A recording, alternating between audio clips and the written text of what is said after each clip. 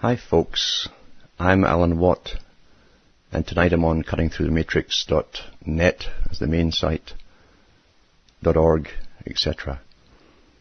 Today it is April the 5th, 2007. To start off, I'd like to talk a little bit about the environmental crisis. This phobia almost that's been in the making for such an awful long time. Back in the days of Madame Blavatsky, they prattled on in her group about the need to bring a form of Gia-type worship to manage the people, because it was well understood, and it still is, of course, that in every age religion has been the greatest tool for managing the minds of the people. They knew that for a new age they'd have to create a new religion which would be in keeping with the plans of this intellectual elite who decided they had the right to plan the world the way it should be, not the way it was, but the way it should be. And they eventually got in Theosophy a charter as a Masonic institution, although it was a side order, a sort of they didn't get all the secrets because they didn't believe the women should get the secrets. In fact, they're very sexist, really. They gave side degrees. Because the truth of Freemasonry is that only man has spirit and is capable of receiving spirit. That's a big secret, you see. Women, as Albert Pike said, or a woman or a wife could only reflect her husband's glory, meaning she's the moon. She's the earth and the moon. He's the sun and the cosmos. The moon reflects the light of the sun. But they needed to get a huge population of women to back their agenda, and so they reintroduced all of the old religions, really, which they knew by their records and archives that women tend to be drawn towards. And so they brought in channeling, which is nice and dramatic, mediums, they called them back then, with little messages like your uncle who's deceased has found your handkerchief. It's underneath the couch in the living room. And very important stuff like that. You know, it's going to change your life. You'll notice that it's always very important stuff like that. And it's true enough. A lot of women would like to go to fortune tellers, and they used to look at crystal balls and look very mysterious. And for a little price, you get a good spiel, and it makes you feel better.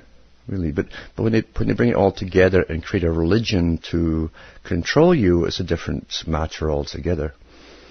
And they decided in the 1800s that this intellectual elite should manage for the guardian class, but they would manage the world, because in Freemasonry they say that they've come to perfect that which was left imperfect, which is basically everything, but primarily man himself. And this whole idea of being born free, even though we're not, that went a long time ago, but you tend to think you're born free, even though you're made to do everything from then on, like go to school and all that kind of stuff. And then you eventually have hormonal drives, and so you get married and you have children, and your spouse, her genes and your genes meeting together might just produce bad offspring. That's all that genetics is all about. Because genetics' real purpose is to weed out all the problem people that they make a burden on society. Eugenics is a big part of it, always has been. And still is. I mean, that's what genetics is all about. Making a better working population to serve the elite as things as they think should be, you see. We live in a very complex system of information. Complex primarily because you have a lot of people who simply don't know enough of what's happening. Some people specialize in certain areas of what's happening, and they're very good. Others simply don't know. They understand a little bit, and they run with it, not realizing they've got to look at all of the system to get the big picture and to realize that if you take a little bit of the system and want to fix it, it cannot really be fixed without altering the rest. And you get a lot of confusion there. Plus you have more left and right wings controlled by the same heads. Even though they seem to oppose each other, they really have the same goal if you follow the thread of the logic. So they give you left-wing papers and right-wing papers, and I guess there's all kinds of in-betweens or pretenses. It doesn't matter who gives you the propaganda as long as you believe in it. That's how propaganda works. So here's an article here from Canada from Tuesday, March the 13th, 2007, written by Judy MacLeod. We say MacLeod in Scotland, but I don't know how they pronounce it here. And it's quite a good article. It's pretty accurate in most of it. It's to do with the global warming scam. This great machine, this train that's been started long ago and built up and built up and built up with all the propaganda on animal programs and insect programs and so on that we've been stuffed with our whole lives. Beginning really in the late 50s, in fact. And accelerating, especially public broadcasting. People think it's all public broadcasting from ordinary people. No, even those shows are all sponsored by the big wildlife funds, like the World Wildlife Fund and Prince Philip's the head boy there, supposedly. And now we're in the middle of the crisis where we're going to be told as they use science, and they are using science, and the spraying in the skies, and causing the storms, using the HARP technology alongside of it. It's micromanaged now. It's quite simple stuff. But we've got to be convinced to give up all our way of living and picking our mates and all that kind of stuff. And they've got to bring up a generation who willingly be sterilized to save Mother Earth, and they'll probably get a little medal or a little gold star on their leaving school certificate or something like that. And you'll see little robots, prattling off these slogans to you and calling you a thought criminal if you contradict them. So this article is from, as I say, a Canadian paper that's called the Canadian Free Press. Tuesday, March the 13th, 2007, written by Judy MacLeod.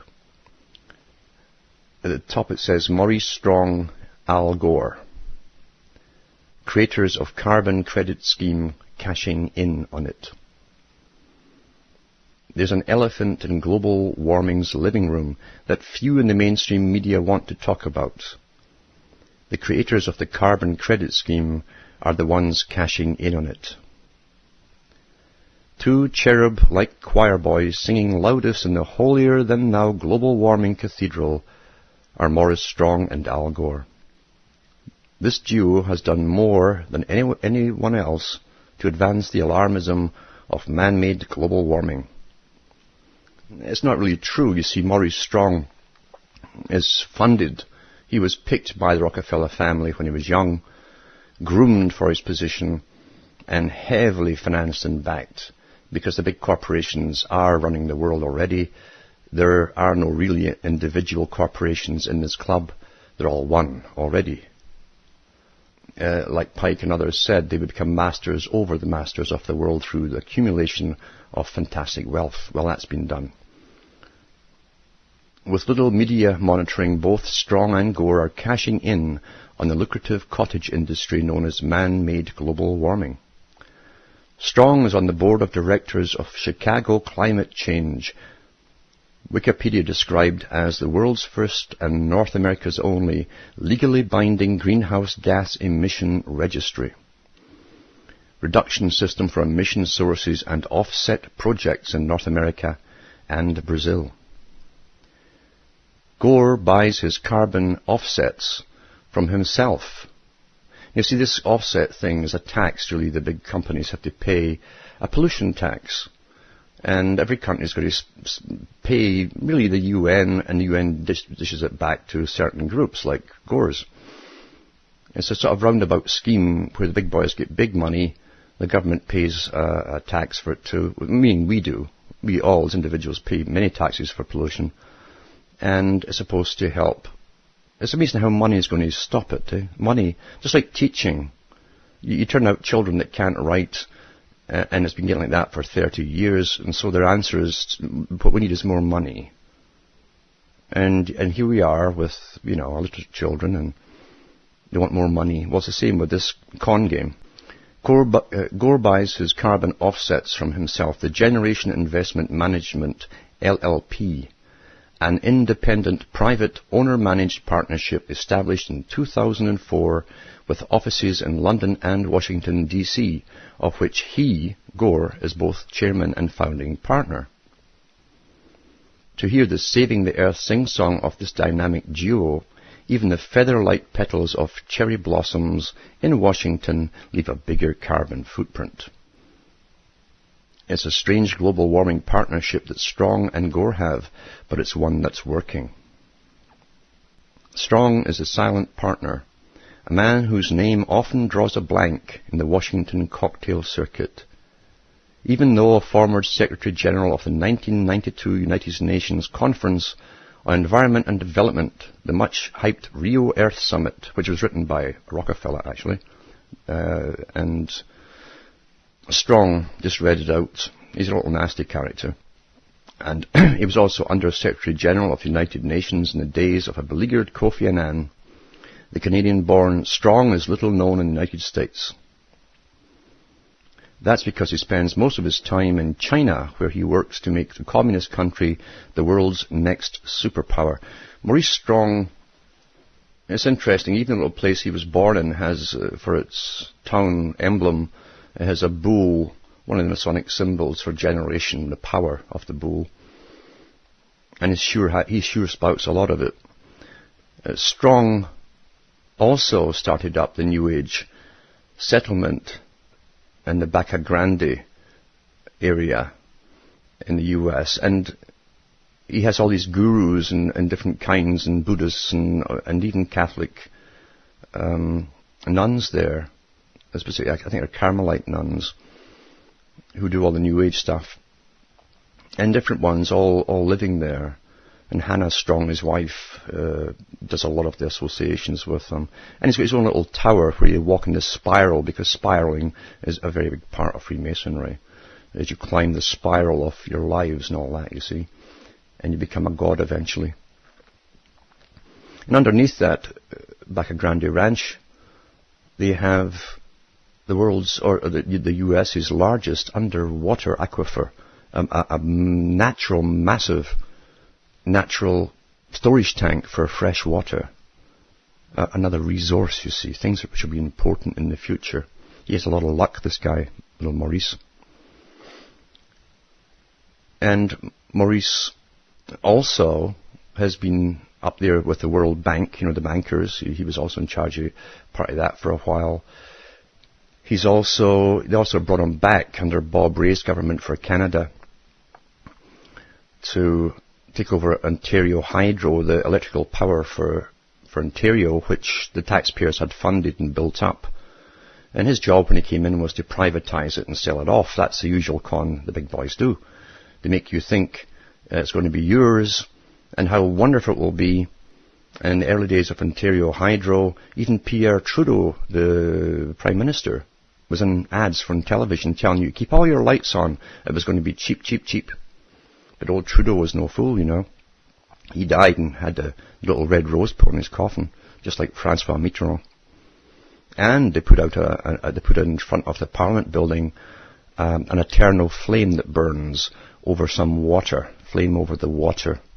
That's another way of doing the same symbol as Washington's monument with the rectangular pool below, the male and the female. All symbolic, and it goes over the heads of the people. However, Maurice Strong is a very important character. He's all over the place. He's well into his 70s. He might even be 80 now. He puts in a full day's work, flies all over the planet, and yet he's in China working for the United Nations and the buildings supplied by the United Nations. to further integrate the system with China, who is supposedly the model state for the world to copy. That's what it's all about.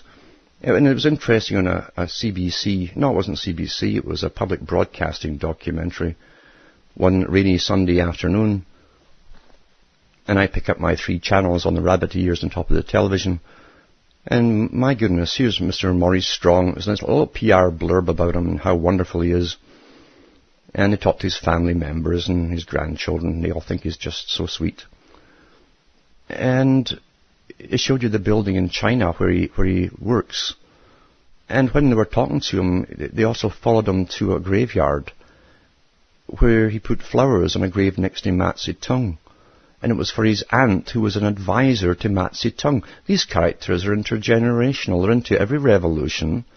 Big money behind them, and they're all high Freemasons. I mean, high Freemasons. Not the little fringe guys at the bottom that slap each other on the back and drink the beer and go hunting and stuff. But way up there with the guys in the real know. They might call it the Politburo of Freemasonry. So to continue, the nondescript Strong nonetheless is big cheese in the world of climate change, is one of the main architects of the coming your way soon Kyoto Protocol. And that's true. We're going to hear as this year goes on, and they keep giving us more storms, and you watch the planes above you making the storms, and we'll all be coughing and coughing with the stuff that comes down. And then they'll tell us we're causing the global warming and how we've got to change our complete way of living. And these big characters that also work for the big corporations and foundations, because all one now, as Carl Quigley said, the new feudal system is to be based on a corporate government structure, which you used to call fascism, but they'll be the new knights, the captains of industry, will also be your intellectual bosses that will tell you if you can read at all, and what you're going to do for the rest of your life, and what little habitat area you'll be stuck in making beads, which you'll sell to maybe Chinese tourists or something. This is the reality of what we're talking about. This is all planned, and people should look at the habitat strategies in the United Nations. They have their own websites, and Agenda 21. It will explain why your gasoline is going through the roof, because eventually you're not supposed to drive. And that will further be enhanced by the ID card, which you'll have to show to even buy gasoline, or petrol, as they call it over in Britain. Gasoline's getting very expensive. Here in Canada, it's $1.09 per litre at the moment. That'd be about $4.20 a gallon, US. That's because we're more democratic than the US. That we pay so much more. But it's coming your way soon, because the same characters are in charge of the world. They have their networking through thousands of organizations and NGOs, non-governmental organizations, all pushing for this new world society, thinking it's for the good of Mother Earth. Now on to Gore. Now Gore was trained by Armand Hammer. Armand Hammer was so big up in the communist system that Lenin gave him an apartment in the Kremlin. That's no joking.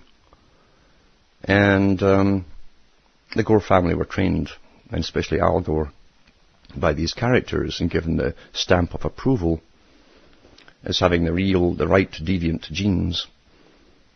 He'll gore us all in the end, I'm sure. Anyway, back to what it says here.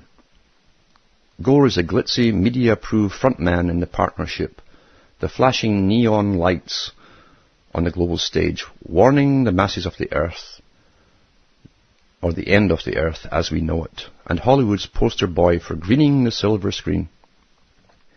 The skeptics of man-made global warming believe that Gore and Strong have made climate change the new religion. Climate change is not the first religion both parties have tried to make stick. Along with former Soviet Union leader Mikhail Gorbachev, another Gore, you see, Strong, currently president of the Earth Council. The Earth Council was discussed at a NASA meeting back in the 1960s, late 60s, and Gene Roddenberry was there. They said they created an Earth Army, meaning all the dumb fools who believe in it, the NGO followers, who then push for all the changes which they wanted to hear, for the suggestions of.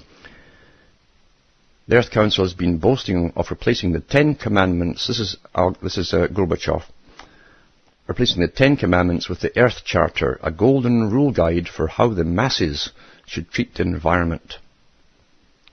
Gore, who has given sermons at the United Nations-sponsored Cathedral of St. John the Divine. You see, the Masons have a big thing about John the Divine. I'll explain it maybe one day.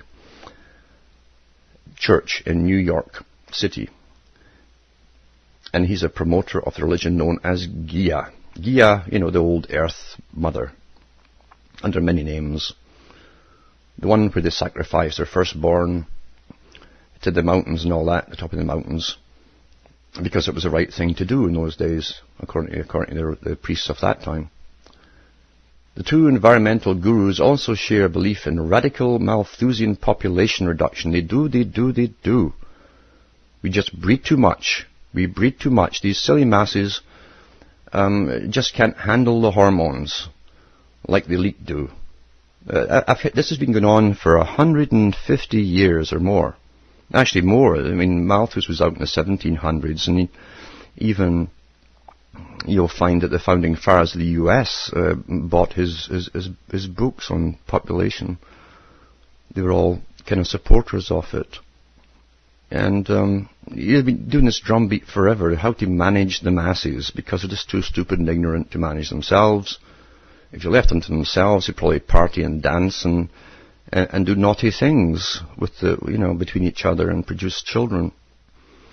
And even into the 1900s, there were so many battles because there was more facts out in the early 1900s. People had more ammunition to throw back at these population control characters, where they had lists of all the elites' families and how many offspring they were having. They were having bigger families than the poor were having.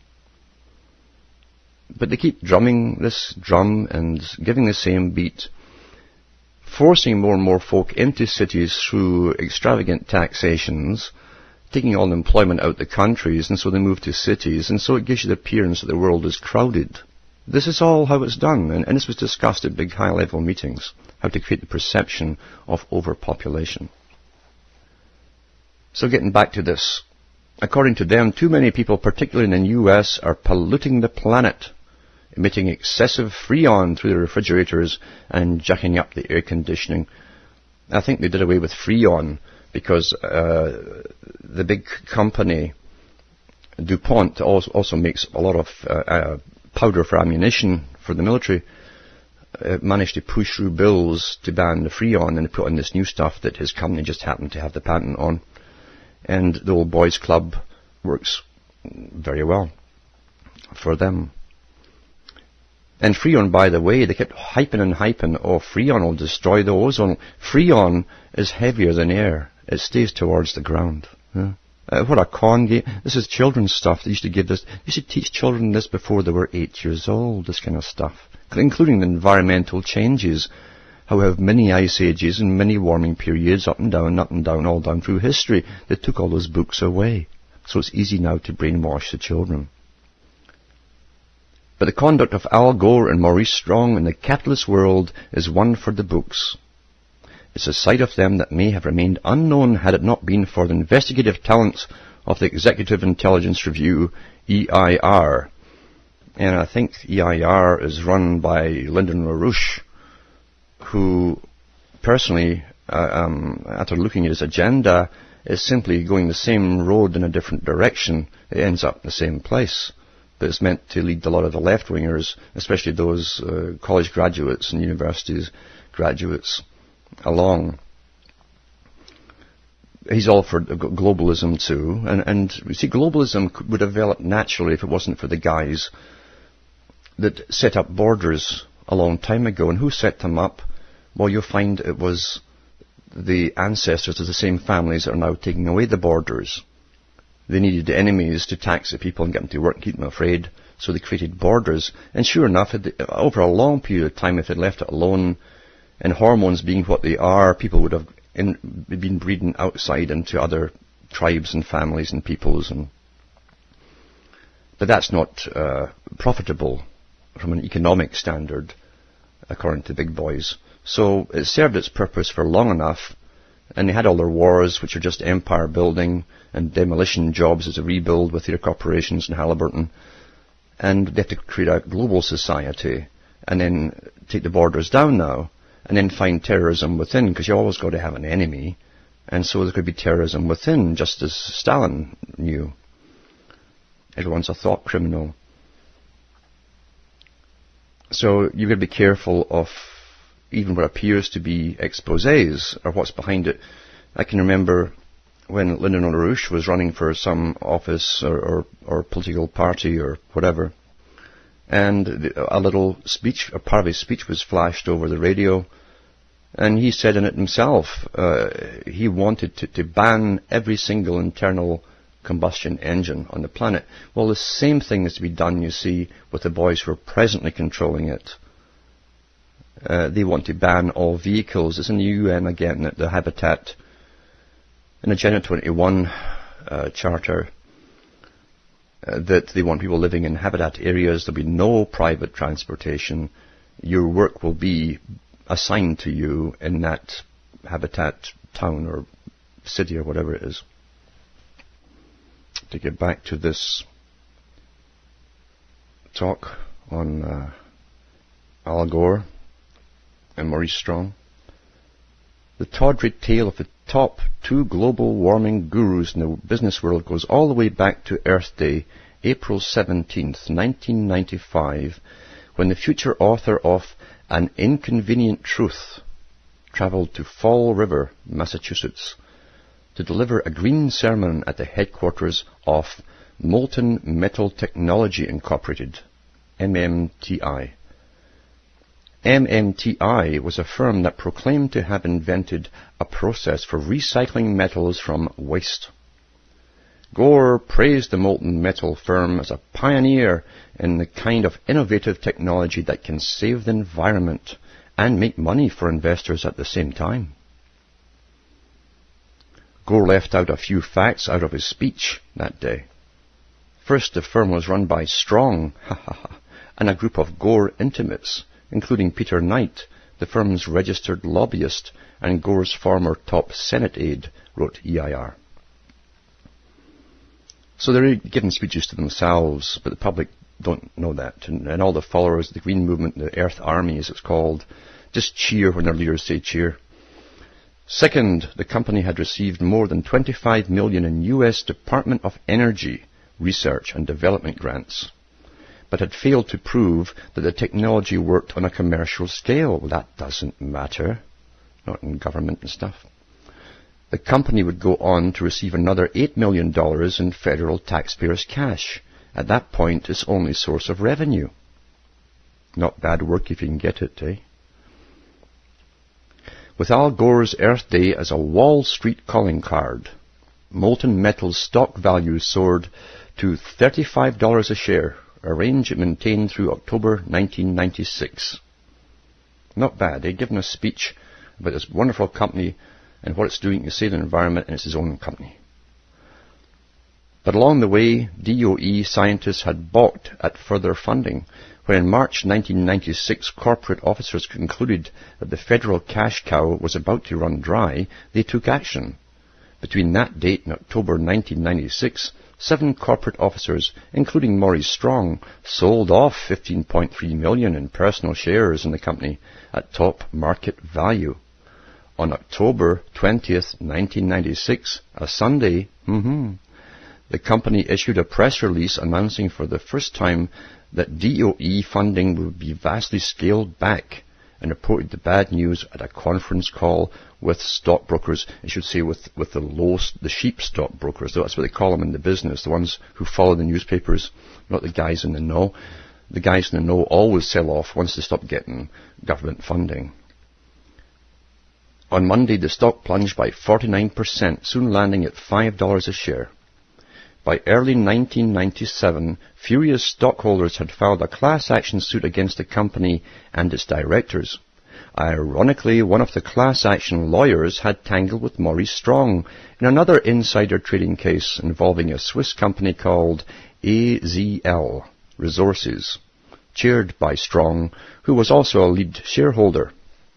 It's shades of Rothschild over and over, isn't it? Same old scams.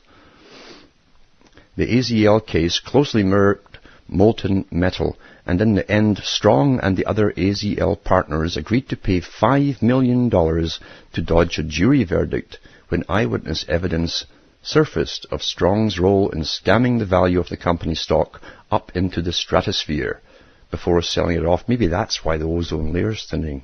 Right? That's all that shredded paper being burned from these companies. In 1997, Strong went on to accept from Tongson Park, the Korean man found guilty of illegally acting as an Iraqi agent. Illegally acting as an Iraqi agent? How could you? Oh well, I guess he wasn't a spy. $1 million from Saddam Hussein, which was invested in Cordex Petroleum Incorporated, a company he owned with his son Fred.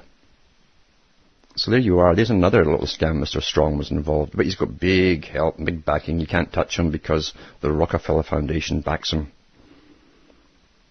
In that year, Gore, still U.S. Vice President, remember, was making news for taking the initiative in creating the Internet.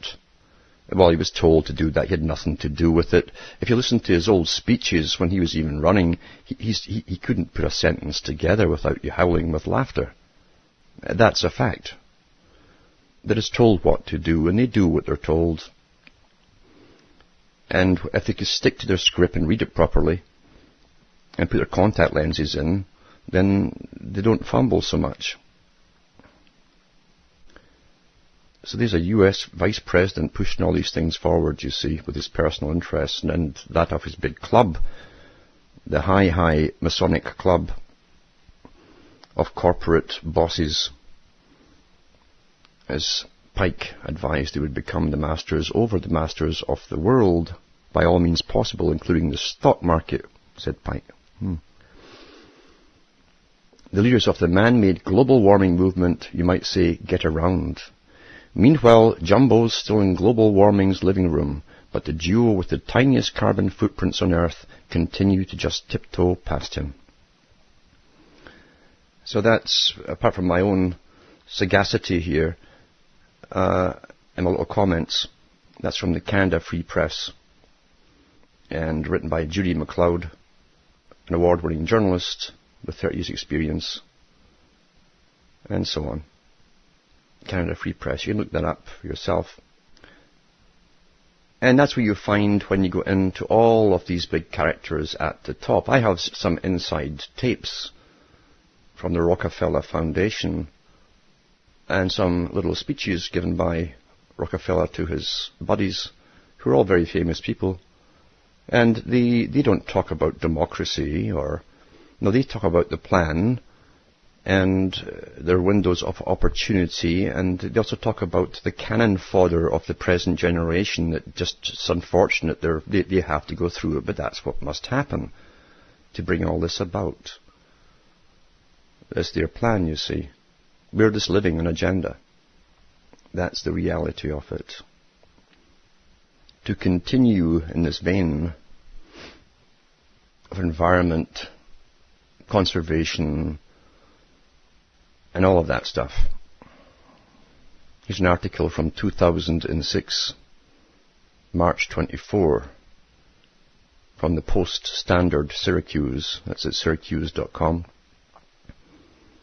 to do with the taxation of trees. Now, this is happening really across the Western world, because all councils, local councils and state councils and so on get all their info from the United Nations, and they see what the other ones are doing too to raise more taxes and penalize people. And people who want to get up the ladder on the board, these climbers, these social climbers, sniff, because they're good psychopaths, they sniff the wind to see which way it's going, and they jump on these things. They get on board. They love the term on board. They get on track, you see, with the rest, hoping to get brownie points. And if they get brownie points, they get promoted, and they might one day end up in politics. This is how it works. They sniff the wind and they copy it. And that's why, and they all belong to the same organizations, which are not responsible to the people who supposedly pretend to elect them. Here's the article here. State tells towns trees are taxable. Some towns are raising the assessments on properties filled with trees. This is by Eric Chris, the Albany Bureau. New Yorkers pay taxes on everything from cell phones, calls to fireplace mittens. What's next? Trees. Actually, yes. Some towns, including Cortlandville and Cortland County, have begun dramatically raising assessments on large properties for the value of their trees. Opponents call the move crazy, saying it will encourage the chopping of trees and could hurt wildlife, water supplies, and soil, as well as the timber, maple, and recreation industries by depleting healthy forests. Some state lawmakers agree and have introduced legislation to prohibit the practice. But the Pataki administration says the number and quality of a property's trees affect its market value, which forms the basis for its tax assessment. That's what a joke. See, one time they used to even come to your house and snoop around and say yes, and they measure your rooms and take out a pencil and paper before the calculators, and then he'd sniff the air again and give you an assessment on the size of your house. Except they don't do that anymore. They just look at the most expensive, largest house in an area and tax you all according to that one's assessment. And it's all done from flying over your houses now too. What a wonderful world. Kevin King, Executive Director of the Empire State Forest Productions or Products Association, said that beside Cortland, a number of towns in western and northern New York have begun taxing trees. I wonder if the trees will pay. He said that's because the state has advised assessors that they've been undervaluing forest land. The Pataki administration disputes that. There's nothing new happening on our end, nothing we haven't done for the past 40 years. I could add something there of what they've been doing to the public for the last 40 years and longer, said Jeffrey Glock, spokesman for the State Office of Real Property Services. He's got an oak in his name, Gloak. What a coincidence. The law has required trees to be considered part of the real property of any parcel. If you're an assessor, it's really left to your determination, he said. If they request it from us, we'll give them average timber values per county. More towns may be making such requests because they are revaluing properties more frequently and reviewing tax laws as they do so. When the Cattaraugus County town of Allegheny began a town-wide re-evaluation, Glock's office sent guidelines that included values for timber. Allegheny assessor Robin Pearl Lamphere said, he's got a hyphen there. Robin Pearl Lamphere, yeah, very impressive. Pearl Lamphere said said her predecessor did not follow those guidelines, but she is. She disputed the notion that forest property owners are being paralyzed by higher assessments. Of course you would. That's their job. They have not paid for their fair share. Oh, there's your socialist global statement. They have not paid their fair share, she said. She said that 34 owners of the 85 forest properties in her town have inquired, but have not complained about the higher assessments, and said she plans to send an explanatory letter out today. But some forest property owners are complaining. Cotton Hanlon, a timber management company that owns nearly 33,000 acres upstate, saw its Cortland property tax jump by 65% last year after the town assessor hiked assessment on the 36-acre parcel because of the value of its trees, said Bob O'Brien, the company's chief forester. He said the Schuyler County-based company asked whether cutting the trees down would lower the assessment. Yes, he was told. And here's how it works, you see. Well, that's crazy, O'Brien said. It seems completely counterproductive to having a good, healthy forest out there for the future, let alone the environmental and aesthetic issues. On one lot, it's not going to kill us, but, he added, noting the property tax bill in Cortland went from $633.93 to $1,042.61. But if that were ever to happen on all of our 33,000 acres, a 65% increase in our tax bill would just flatten us. O'Brien said property taxes, which amount to nearly $500,000 a year for his company, are Cotton Hanlon's biggest expense. Cortland assessor David Briggs could not be reached for comment Thursday. It's amazing none of them can be reached for comment, eh? Because they all know they're crooks. They all know they're crooks, you see. And they just scurry. It's amazing if you ever have to go to see a bureaucrat about something. You go into these massive buildings they build. This is me talking here, not the article. And they go in these massive buildings with long corridors and doors there. And you go in there looking for somebody or an office or something. And if there's no receptionist there, you walk in these long corridors and you'll see these creatures called bureaucrats. They slink along the corridors. This is where they live. This is where they live, these creatures. And they sort of slink along the walls. And if they see you coming, they dash in a door and slam it very quickly because they're terrified of you. They're very scared of the public. And if you do manage to trap one between doors, he'll tell you to see the receptionist with, stammer and stutter and turn all funny colours and jump in his little office. So getting back to this article. State Senator Catherine Young R.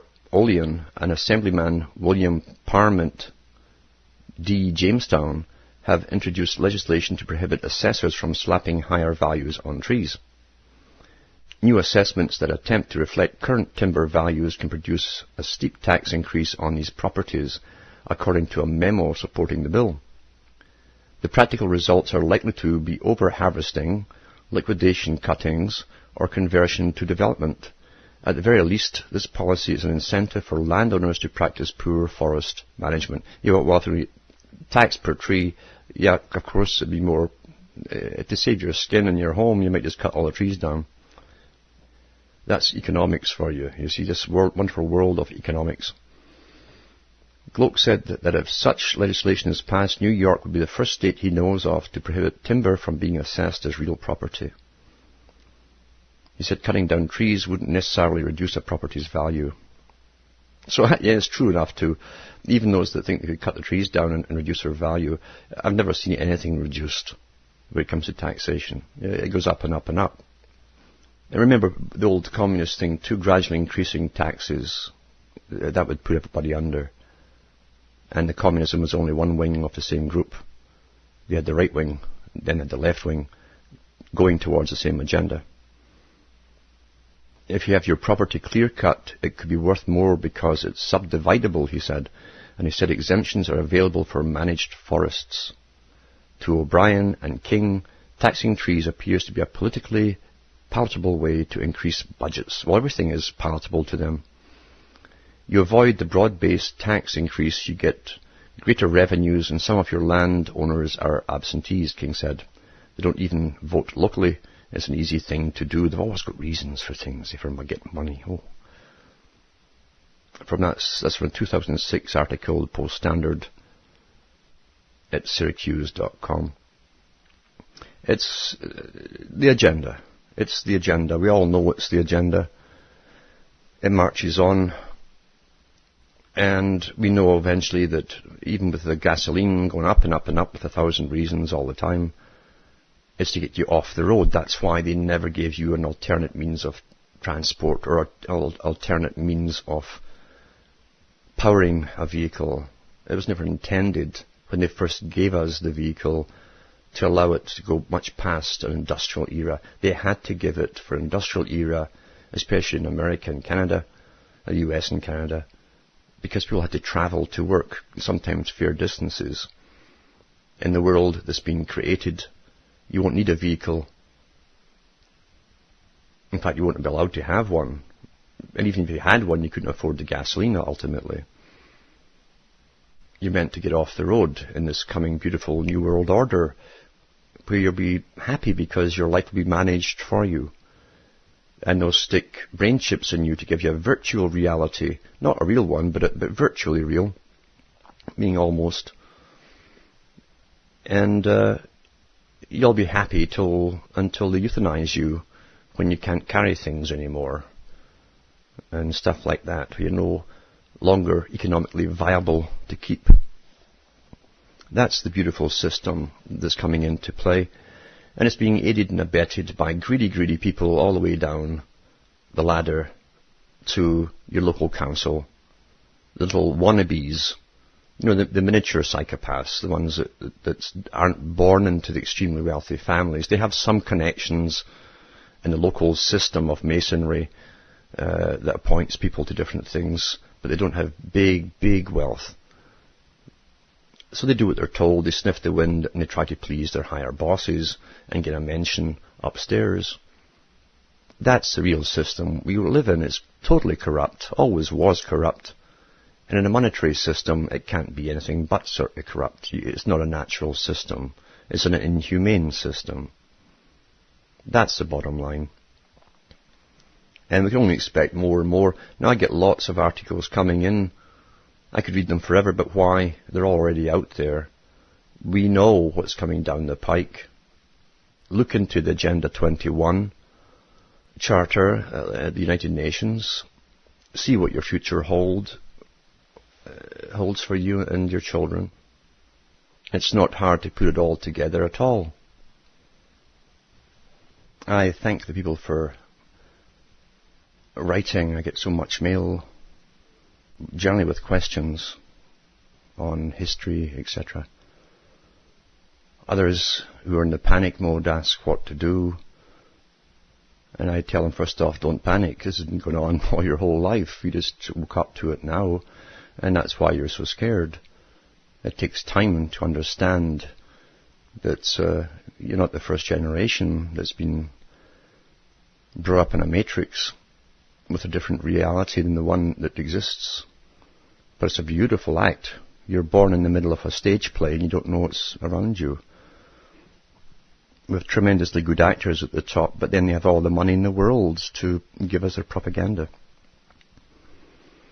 Others, such as Gary, who wrote in today, have asked if they can burn the blurbs to disk and pass them around. Well, sure. Whatever I give out free, you can copy and pass around. That's how information travels. And hopefully someday we'll get something out of it, even if it takes some time. Because the time is running out. We're well into the next phase, because, as I say, the whole environmental movement really started in the late 1800s. And then the combination of a creation of a religion with New Age leaning towards earth worship, which is the ultimate goal, all tied together with Mother Earth and spirits of the earth and the air and the trees and the animals. And it's all very nice. But it's not for a purpose to help anything except those who control the world. That's the bottom line. That's the bottom line. Gorbachev himself said in his own book, Towards a New Civilization, that we are creating a new religion for the world.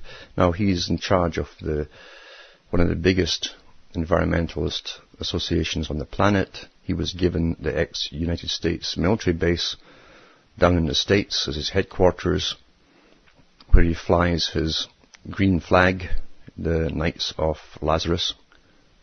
He was the one that was promoted by Maggie Thatcher, who got her wish of becoming, I don't know if it's a dame or a countess, but she was given equivalent to a lord, maybe a duchess, and given her red cape and her ermine fur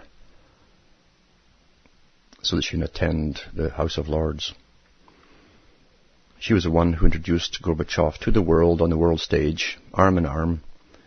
All the media joined in and suddenly forgot that he was a communist leader, the leader of the Soviet Union, head of the KGB at one time, who was now a champion of freedom for the wilderness and the Green movement.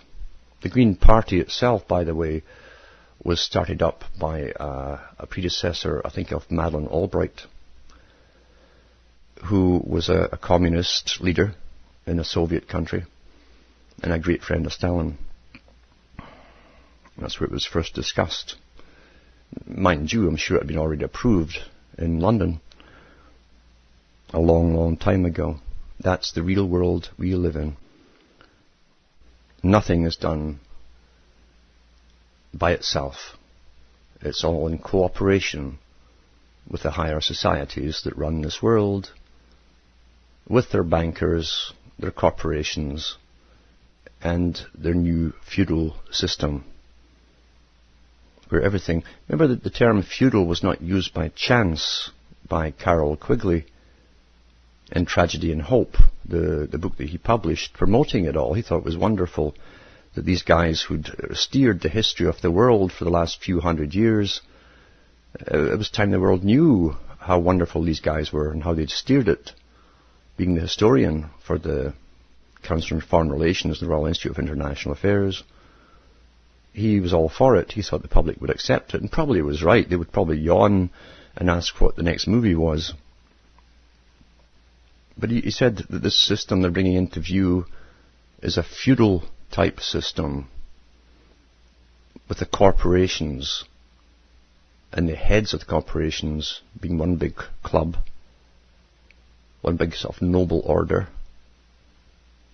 deciding the fate of whole populations and running their lives for them. The word fee comes from few, or feu, which is feudal.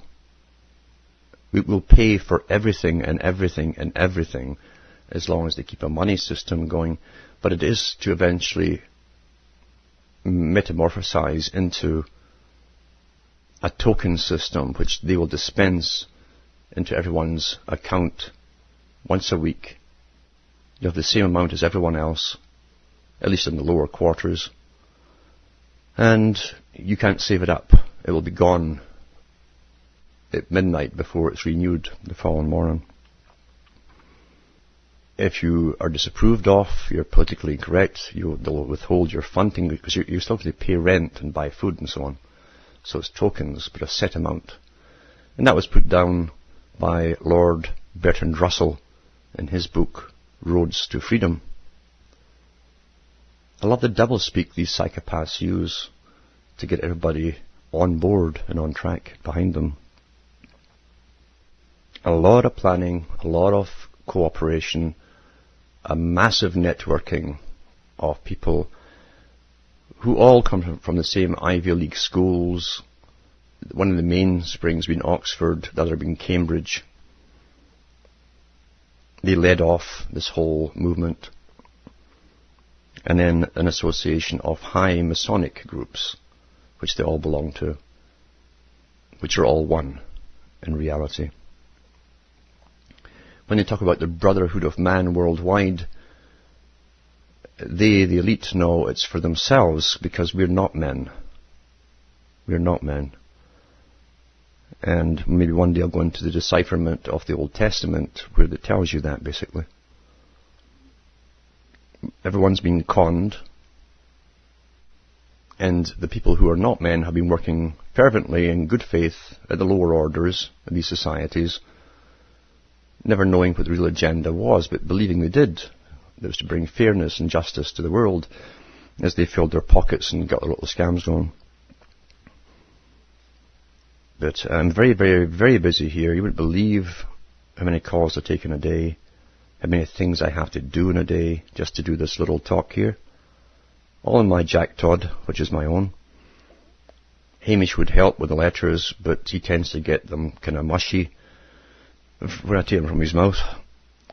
So it's getting almost beyond the ability to even write back to people at times. For those who help out, I thank you very, very, very much. I know who you all are, and I recognize the emails too when they come in, who they're from. So for you all, have a good night. And for Hamish and myself, it's good night too. And may your God or your gods go with you.